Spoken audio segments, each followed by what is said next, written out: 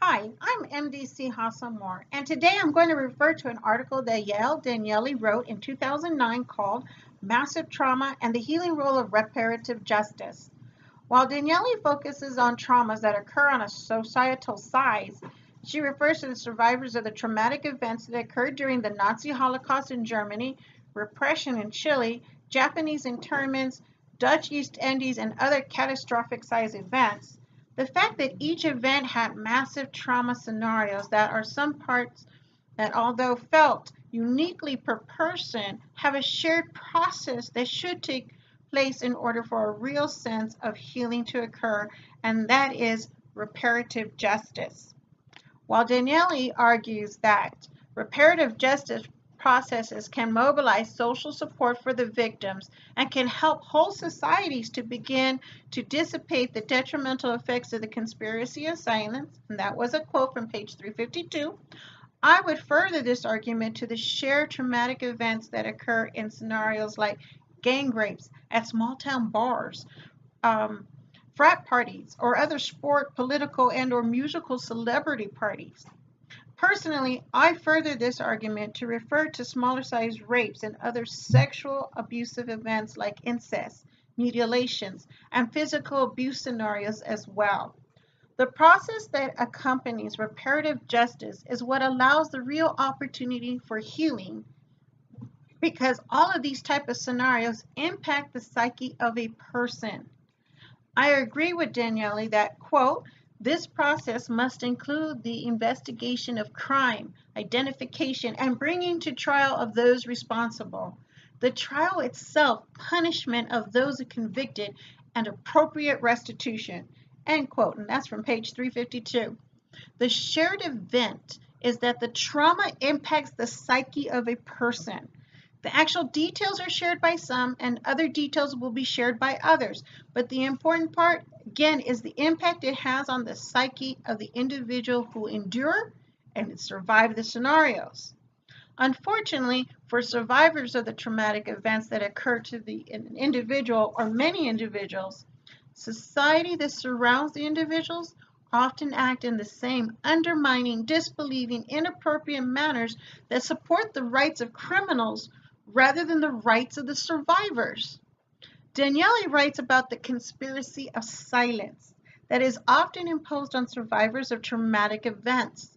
Society did not want to think that Nazi servicemen would do or allow the grotesque rapes to occur because Nazis were men and women who were supposed to be enforcing the laws of the time. Servicemen from the United States have also done or allowed grotesque rapes during Vietnam and the civil rights. Many officers have participated or allowed the rapes of women in small towns after the closing of the bars, or even brought in women for political parties that ended in one or more of the women dead because of an accident or that the party got too rough, and so the women are just beaten and raped. Many young women end up raped and pregnant after frat parties, but the frat boys have no consequence to face because the society allows the pregnancy and perhaps even abortions to occur rather than look at the faces of the boys who committed the crimes. The fact that society would rather dismiss responsibilities of the few criminals rather than admit that their own sons should face the consequences of their choice to act at such perverse levels. Families and friends of survivors need to get past their own feelings of guilt and embarrassment so that they can be truly supportive of the survivor. These members have to remember that the trauma will not go away with a finger snap. Prayer alone does not erase the memory of what happened. Triggers can be in the simplest acts, such as coming up from behind without noise or announcement. The loss of sleep or the inability to eat sufficiently is easy to lose, which adds to the recovery issues. I would and have advocated that the conspiracy of silence be broken at all levels of injustice. I think we all should support Daniele's writings that, quote, reparative justice insists that every step throughout the justice experience as a whole, from the first moment of encounter of the court with a potential witness through the follow up of the witnesses after their return home, to the aftermath of the completion of the case, presents an opportunity for redress and healing. And that's a quote from page 356. Yes, survivors can be addressed and their feelings continue to be worked on even after a trial. I believe preparation is the key for survivors to testify against their assailants. Survivors need to be heard. Attorneys need to know how and when to address a survivor during a court hearing so that they do not look like they wanted nor deserve the perverted and grotesque scenario they endured and survived.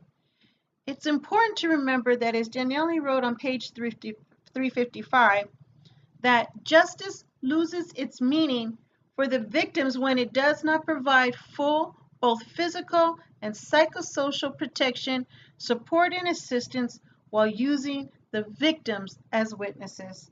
End quote. Have a good day.